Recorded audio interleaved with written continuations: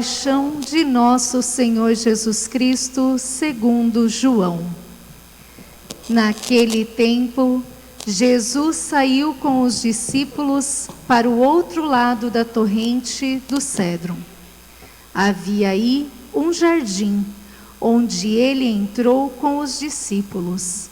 Também Judas, o traidor, conhecia o lugar, porque Jesus costumava se reunir-se aí com os seus discípulos.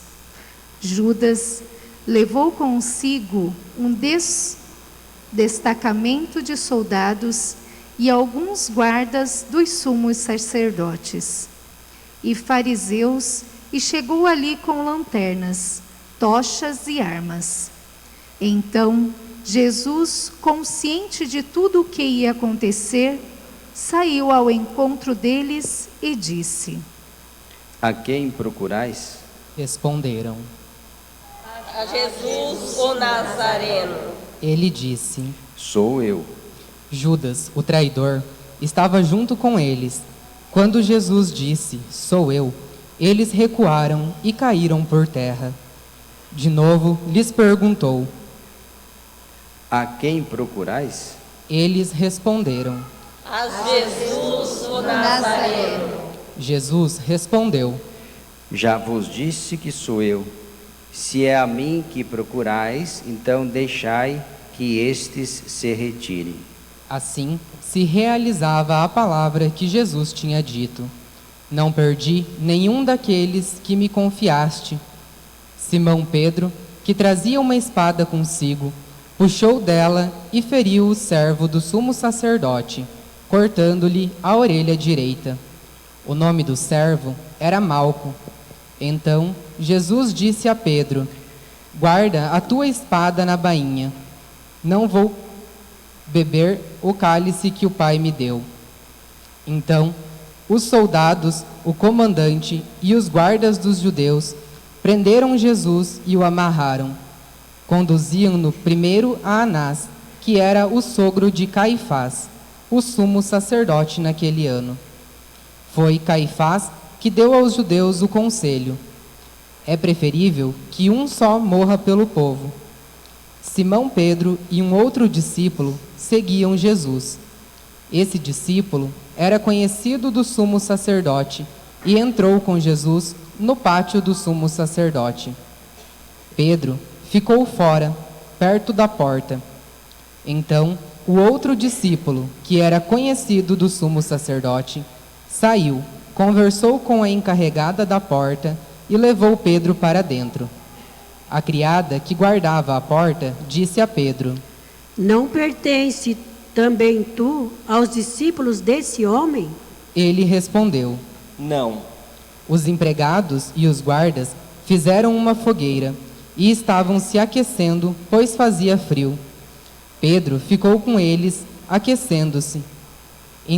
Entretanto, o sumo sacerdote interrogou Jesus a respeito de seus discípulos e de seu ensinamento.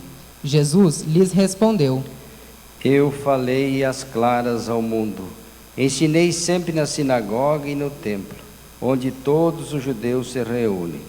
Nada falei às escondidas. Por que me interrogas?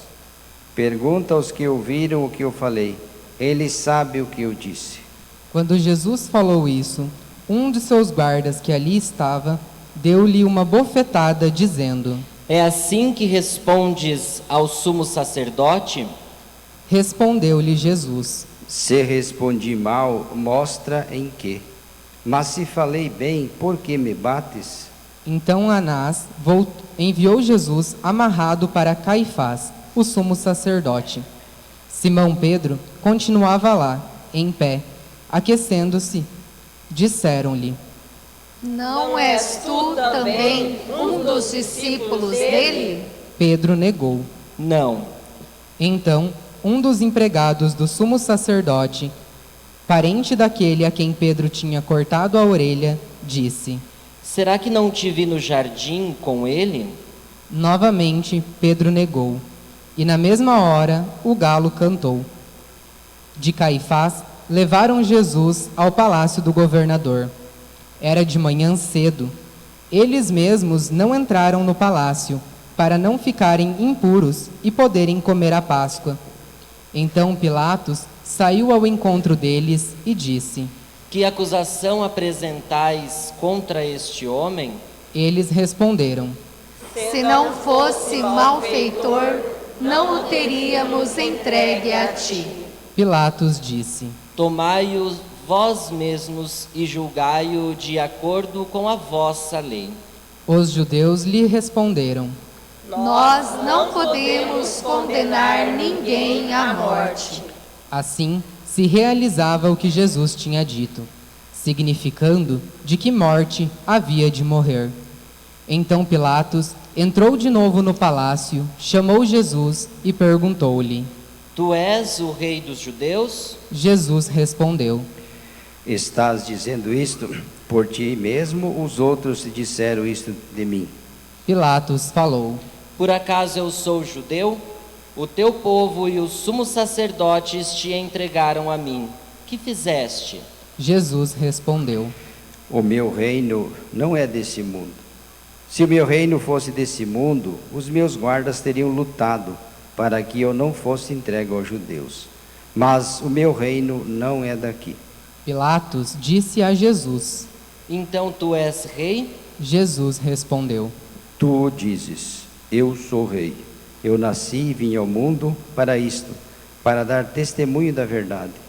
Todo aquele que é da verdade escuta a minha voz. Pilatos disse a Jesus. O que é a verdade?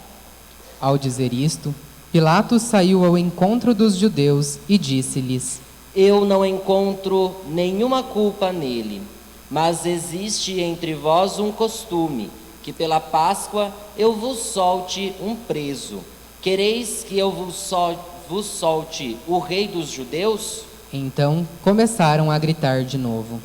Este não, mas Barrabás. Barrabás era um bandido. Então Pilatos mandou flagelar Jesus. Os soldados teceram uma coroa de espinhos e a colocaram na cabeça de Jesus. Vestiram-no com um manto vermelho. Aproximavam-se dele e diziam: Viva o Rei dos Judeus! E davam-lhe bofetadas. Pilatos saiu de novo e disse aos judeus: Olhai, eu o trago aqui fora diante de vós, para que saibais que não encontro nele crime algum.